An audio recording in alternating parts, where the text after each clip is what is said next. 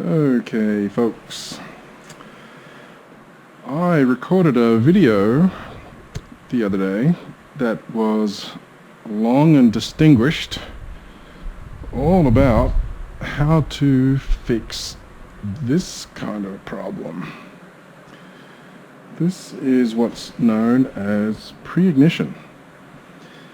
This is indicative of a hot spot developing on the piston, like a tiny piece of carbon or a little imperfection, like maybe a piece of gravel or something got onto the piston and dug it in and created a sharp point, and it gets hot and then stays red hot, so that when the piston is coming up in the cylinder, that little tiny red hot piece of metal or whatever it is actually causes the ignition to detonate while the piston is still rising, and as a result it passes an enormous amount of heat into the piston and can do some damage. That's different to detonation, which is what erodes the edge of the piston. That's detonation. Pre-ignition usually affects the middle. And it can happen really suddenly. So I had just pulled out onto the highway, was under full throttle, and all of a sudden the rear wheel locked up. Boom, I knew exactly what that was. I know what that feels like. I've had enough seizures of this little RGV from back when I was racing to understand exactly what it was straight away. There was one time I even had my race bike jetted perfectly for the race. Got everything set up during the practice on the Saturday, come time for the race on Sunday, and I went out in the morning practice very early in the morning when it was at least probably 15 or more degrees Celsius cooler than it was when I had perfected the jetting the day before. And because colder air is more dense, that means more air per amount of fuel, so yeah, it literally gets leaner.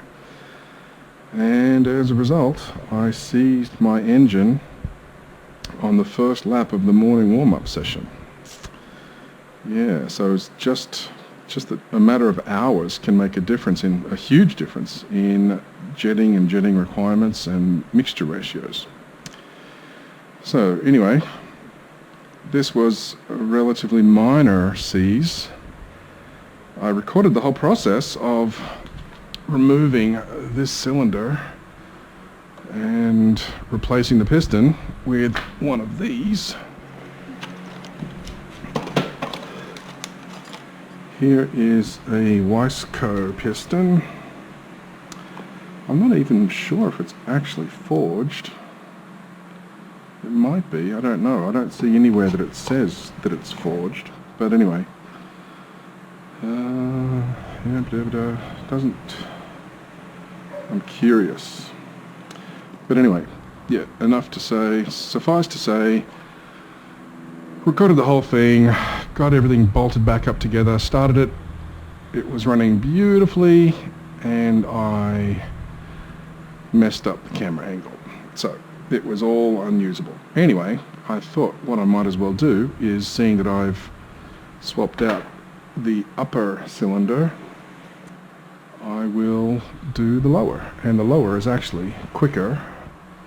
As you can see, there's not nearly as much to work around in order to get that lower cylinder off. So, oh well, here we are. So, having said that, the first step I've already completed.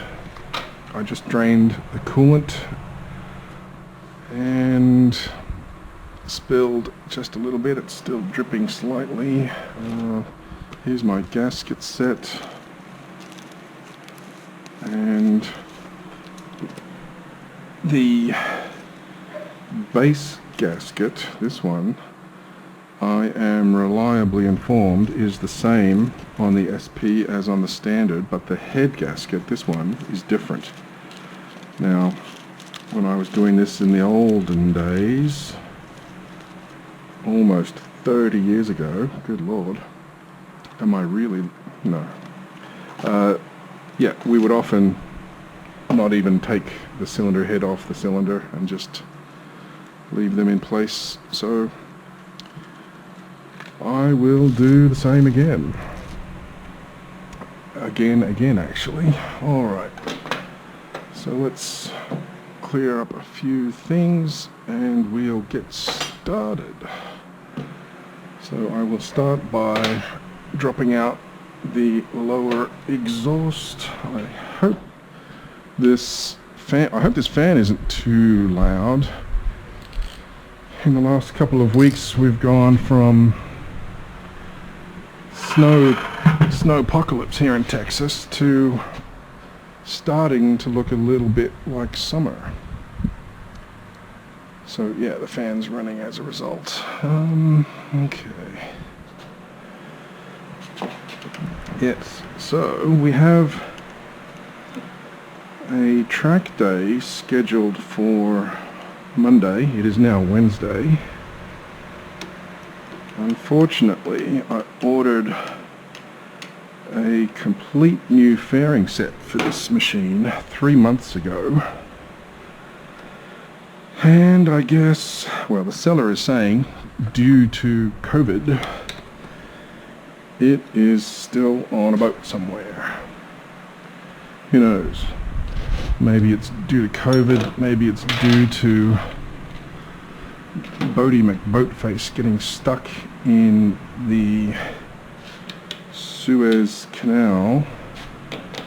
Either way, I don't have what I need, and I'm actually not going to be riding this.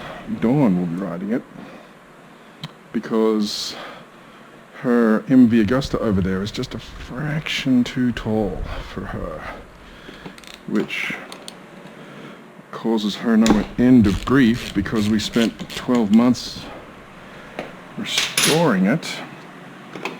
If only I'd had the wherewithal to record videos of that process. It was very interesting.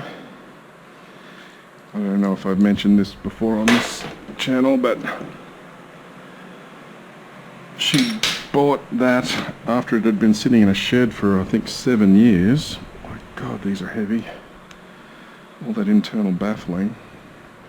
Oh, interesting. This doesn't have the same internal baffling as the standard model. I can see straight through it. I wonder if... Wow, that's fascinating. The standard one you couldn't see through because of the baffling. This one you can.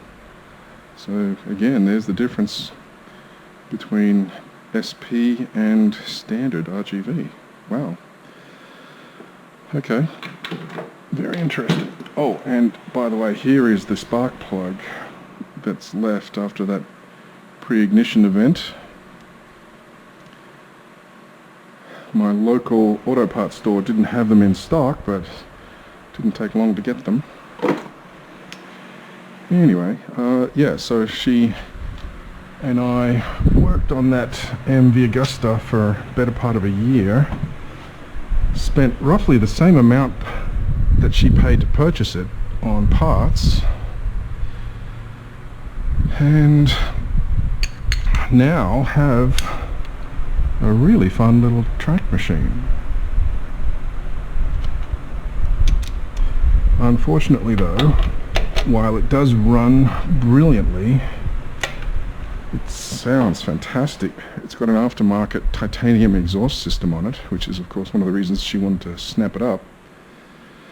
While it looks beautiful, it sounds fantastic, it's a little bit too tall for her to ride comfortably. So, what better option can there possibly be than this little blue beastie?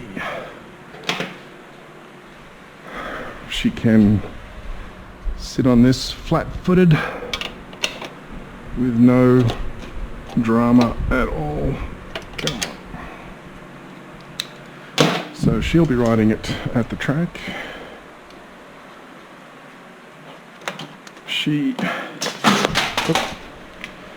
Oops. she's reluctant to ride it with the stock fairings, but I'm sure she'll be okay.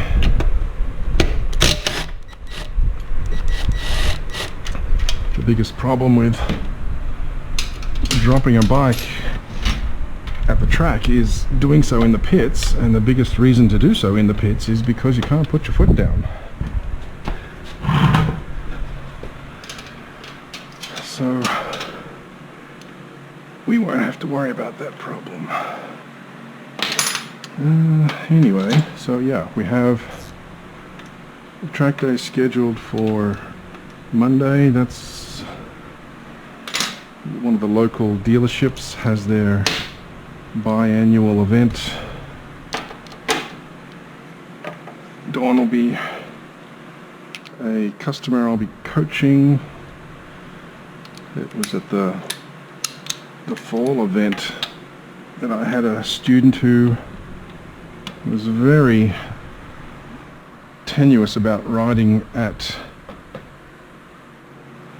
freeway speeds,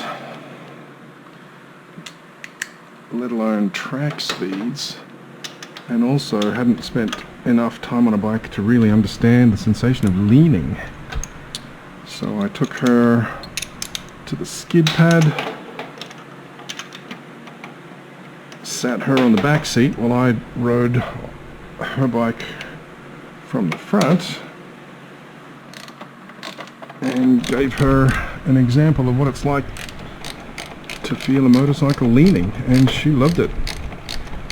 I could hear her screaming from the front seat, not in fear, but like it was a roller coaster. So it'll be interesting to see if we have any more riders like that on Monday. And then on the 28th, that's the Monday, so yeah, on the Friday, I'm coaching again with sportridercoaching.com, and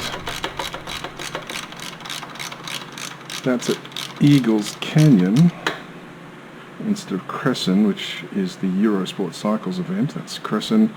So then the 28th is at Eagles Canyon. Typically we only get experienced riders, many racers who want to improve, a lot of track riders who are interested in racing. Although this past weekend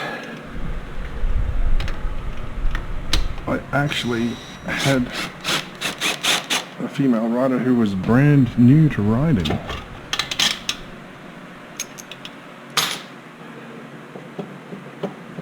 Okay, wiggle wiggle. There we go.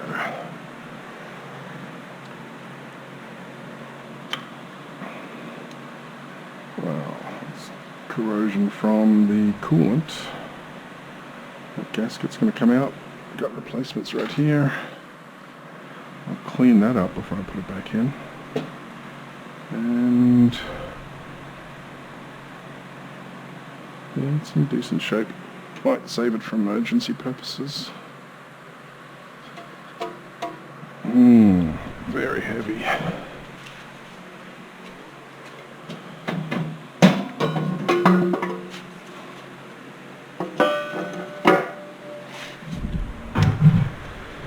Okay, what's next?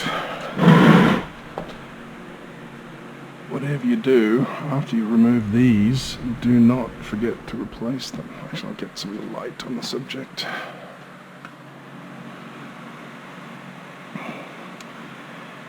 Fortunately, I've never had the problem of forgetting to replace those hoses. I have seen what happens when they are neglected. What can I do?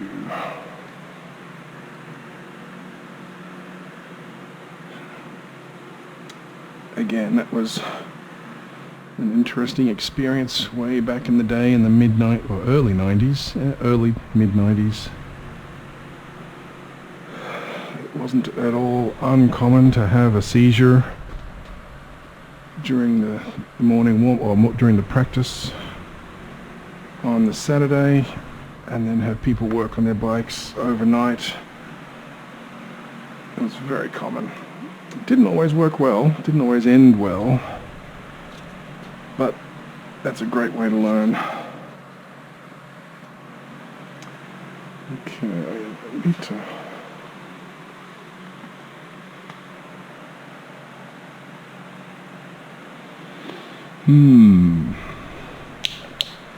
I know. I'll hang a giant light off my head. Yeah, maybe not. Alright, so I can remove... Oh, and while I was rebuilding the top cylinder, I readjusted all the power valve cables so that they work properly.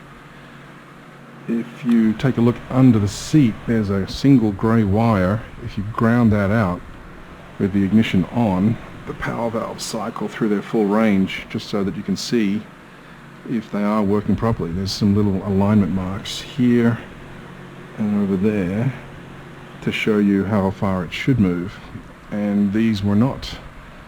So I was able to fix that, so that'll give it some more bottom end, some low range torque,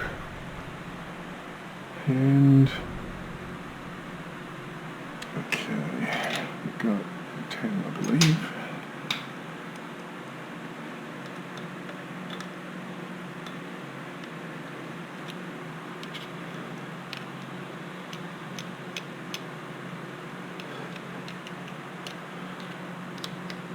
Yeah, this light's not going to work for long.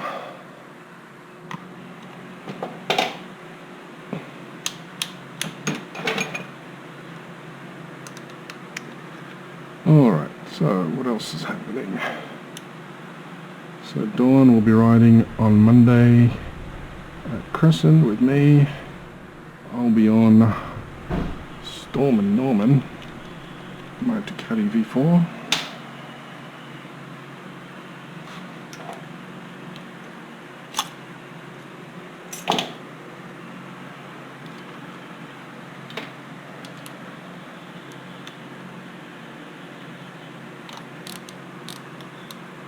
And then Friday, Sport Rider coaching on the Ducati again. Unless I'm totally jealous and want to ride this, I'll probably take it just in case I'm able to ride it.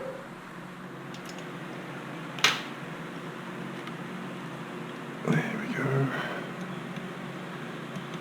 Yeah, so there's the fully closed, first stage fully open. So that's working nice and smoothly.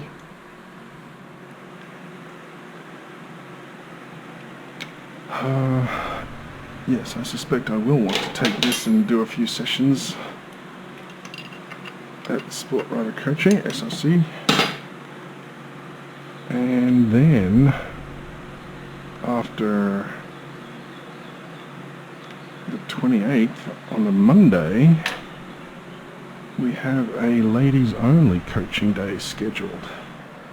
So we've got 15 or so, no, 20 or so women who enjoy the opportunity to ride on the track with some good coaching without men on the track. So we've got the whole track to ourselves. The last one we ran was a huge success, and I'm looking forward to the same being the case again.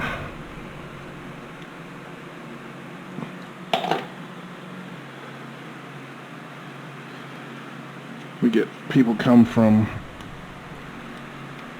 oh, that's tight, from many hours away to ride, and last time a good time was had by all.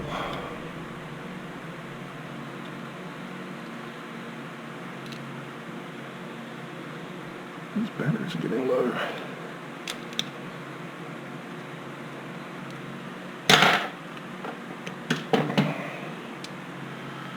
Okay, let's try something a little different.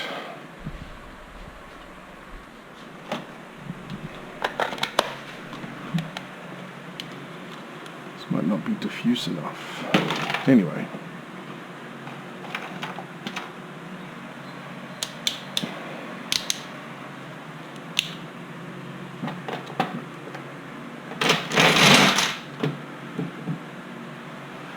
Whew. So next I need to undo the base bolts.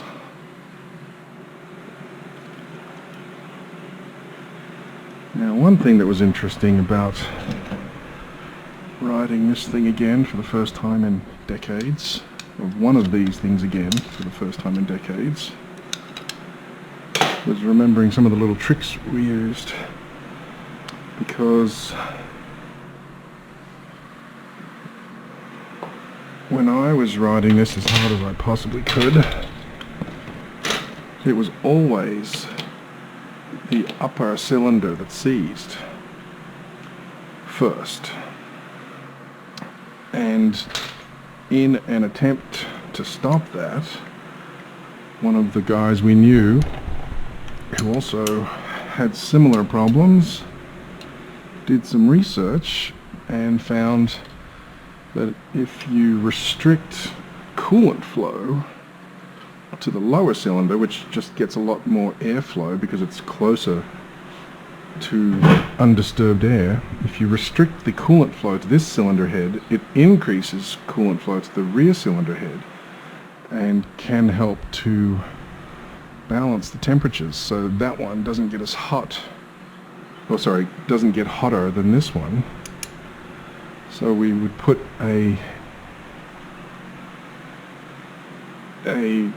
another hose clamp around here to increase the temperature on this one and decrease the temperature on this one. So I may be a little more scientific about this time around and see if I can put a thermocouple on the cylinder head in order to get the right amount of restriction for the front cylinder. Just because, you know, why not? I have the data logging capabilities these days. Why not use them? Where is that?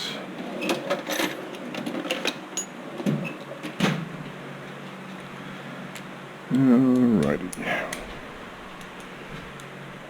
Looking for a little widget.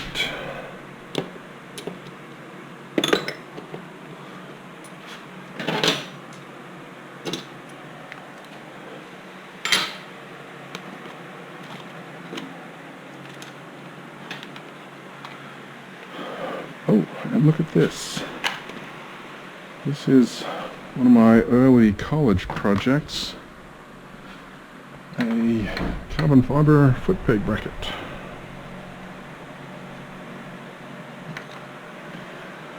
Made that in college in mid-90s.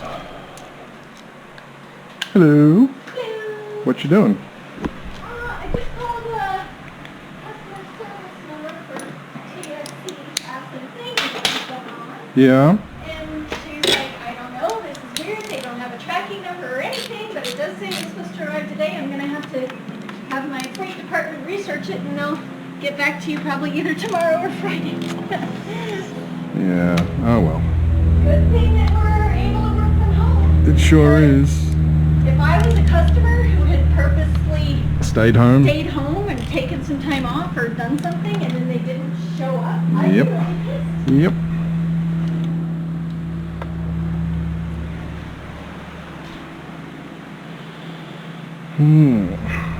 Not really. What? You're recording, I'm sorry. No, don't worry. Doesn't matter.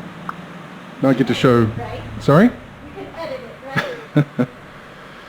I can add sex appeal.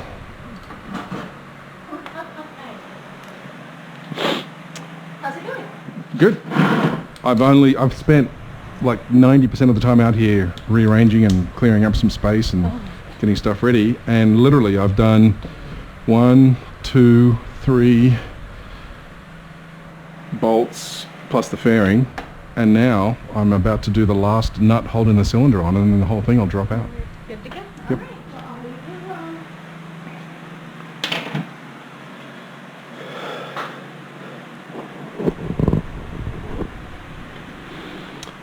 Okay. Where were we? We were almost at the stage of dropping this cylinder off. That's where we were.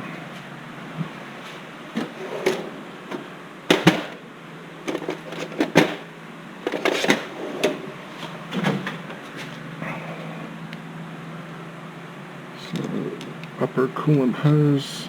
I can't remember which one had the hose clamp on it, which is the inlet and which is the outlet. I'm pretty sure it's this one is the outlet. Yeah, because that's the pump.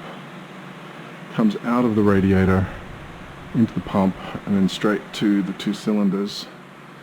This one, with all this extra airflow from being out in the open, stays cooler naturally. This one, because it's right behind the radiator, gets hot air blown on it constantly. So we would run this one richer by a jet, and yeah, I'm going to put a thermocouple on both and see what it'll take to make sure that this lower one doesn't get much cooler than the upper one, or should I say make sure that the upper one doesn't get too hot.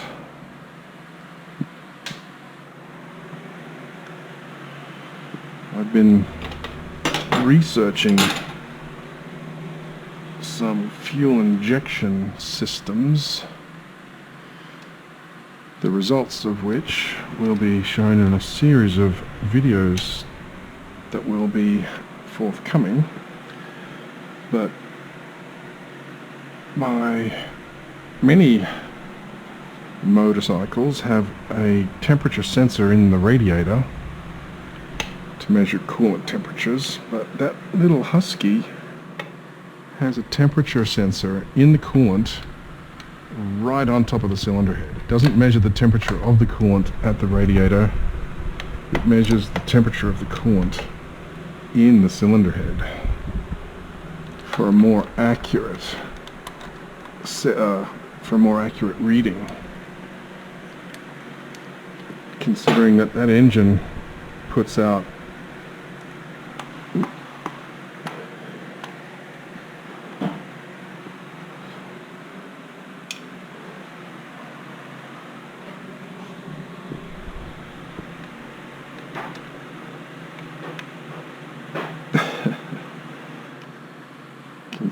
that engine puts out so much power, it must be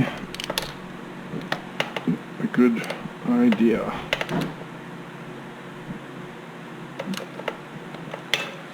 I loosened it.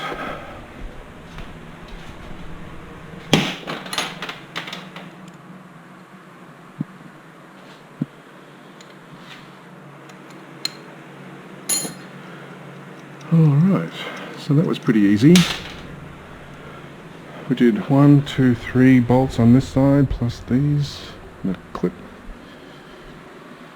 Just these quick release fasteners here. 1 bolt here, 1 bolt there. Hose clamp. This bolt here, these 2 adjuster nuts. 4 bolts and 4 nuts here, and the cylinder head is ready to come off.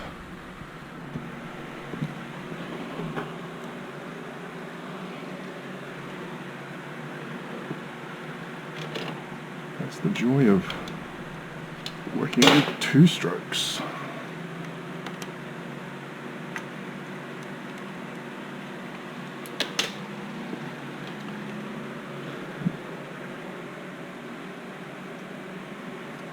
Alright, may need a fine adjustment tool.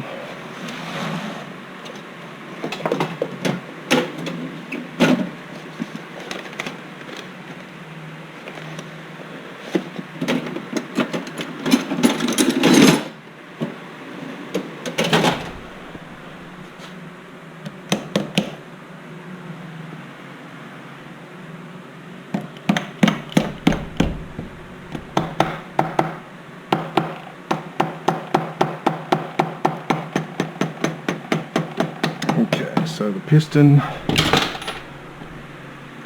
is what we're looking for here. This thing has 10,000 kilometers on it. And I'm pretty certain that it's never had any work done to it. I mean, it even had the stock tires on it still.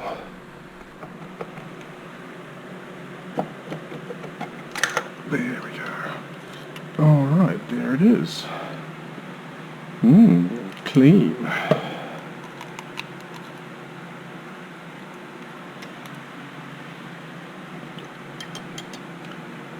Very clean in there.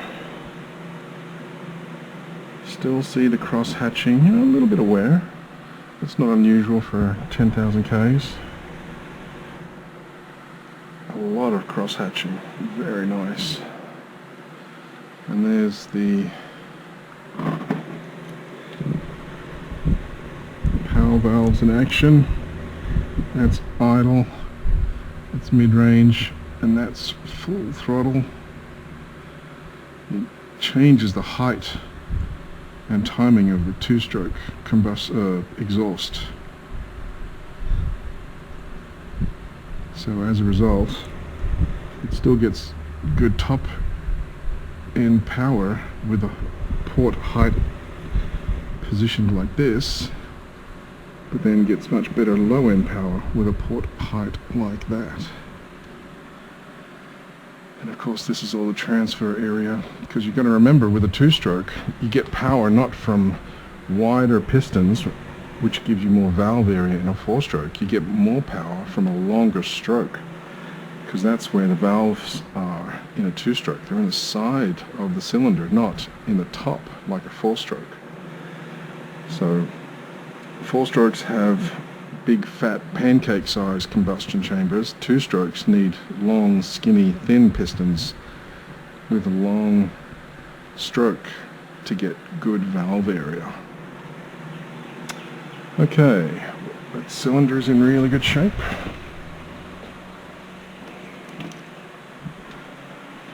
And let's take a look at the piston.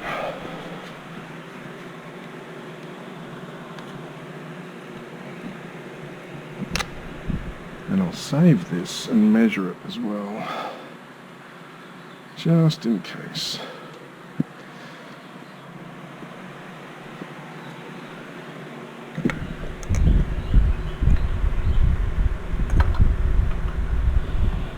Okay.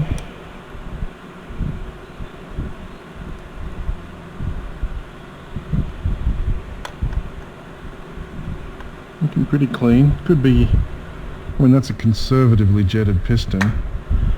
If it was more aggressively jetted, it would be a grayer color. But, yeah, what do I know? I just had a seize after, geez, how many miles? I don't know, I did probably 10 miles on it before that happened, although I strongly suspect part of the problem was the air filter that this thing had in it. I mean, it just crumbled. It turned to dust. So that, of course, is entirely my fault. I checked everything on this machine. Engine oil, two-stroke oil, brake, clutch, fluids. I didn't check the fork fluid, but I will be doing that soon. Clutch plates, coolant. Yeah, emptied the gas, put ethanol-free gas in it, petrol. But after seeing it running on a video before I bought it, it never even occurred to me to check the air filter. Like a bonehead, I left it and just assumed it was okay. Boy, that was a mistake. So I ordered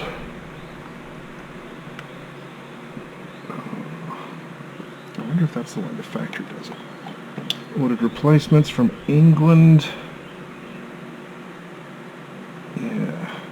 the way you're supposed to install this circlet is with the gap over here, so you can just put your screwdriver in here and wedge it out, but the gap is right there, so it's going to be more difficult.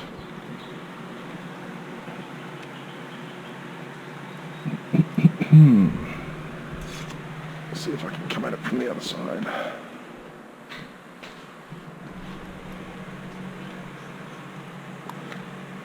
There we go, that's better.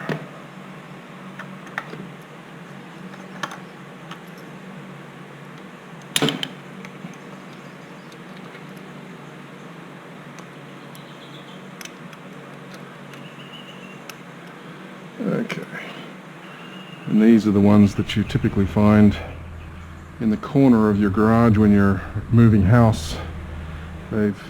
While you're trying to install them, they spring out and fling at 100 miles an hour like a little bullet, never to be seen again.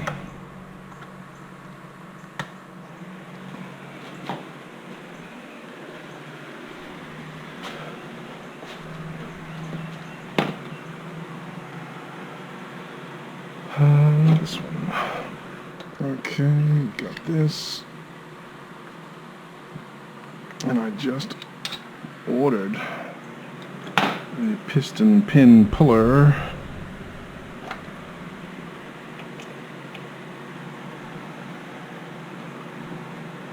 I don't think these are small enough.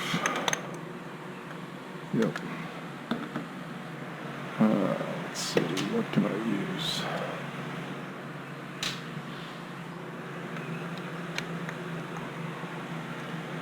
Because you don't want to put any excess sideways pressure on the rod or the bearings, because that is it is a multi-piece pressed together crankshaft, and there's nothing wrong with treating them with extreme caution.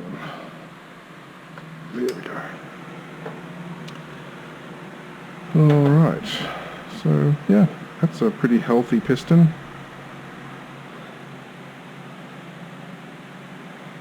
It doesn't hurt to replace it prematurely. Who knows, maybe I'll save that for use if I'm ever desperate and just need something to get me by. We always used to replace the rings first and then the piston and rings, so the pistons would get twice as much use as the rings, and that would keep compression nice and healthy.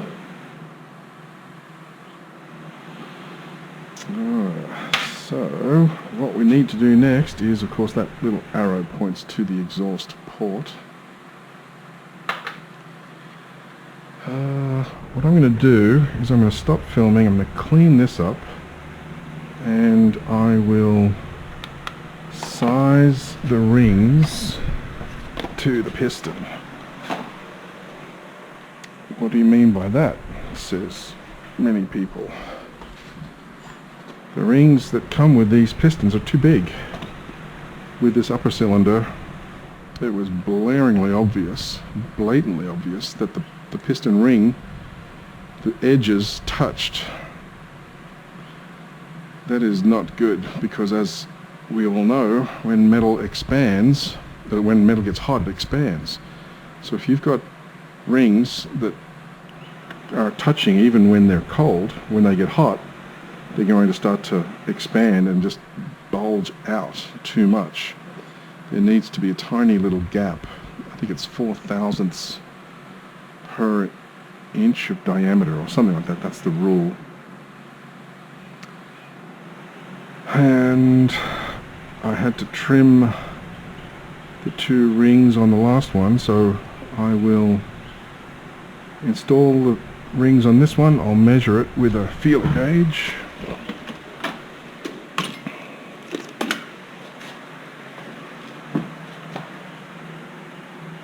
So I'll measure the gap with one of these, find out what it is, and then grind off a touch from the tip of each ring. so that we don't have that problem of the rings touching inside the cylinder. Even if they just touch for a very brief time, that is bad.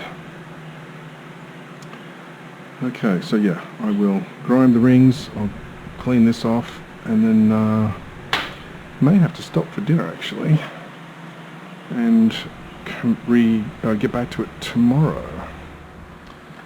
So either way, we've got some good results. Oh yeah, and I'll scrape off all this gasket material.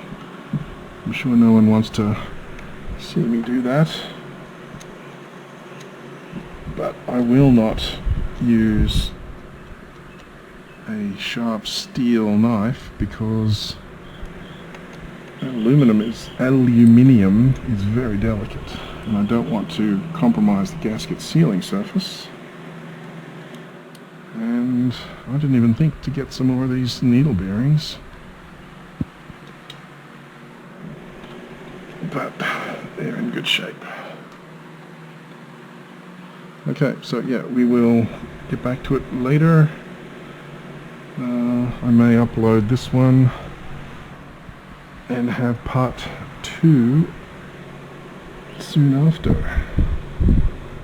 Okay, yeah, so that'll be it for now.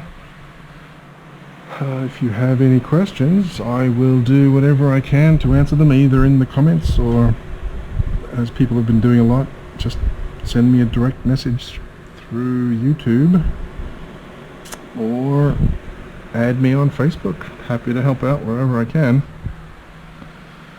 Thanks for watching so far. Hope it hasn't been too terribly boring. Bye.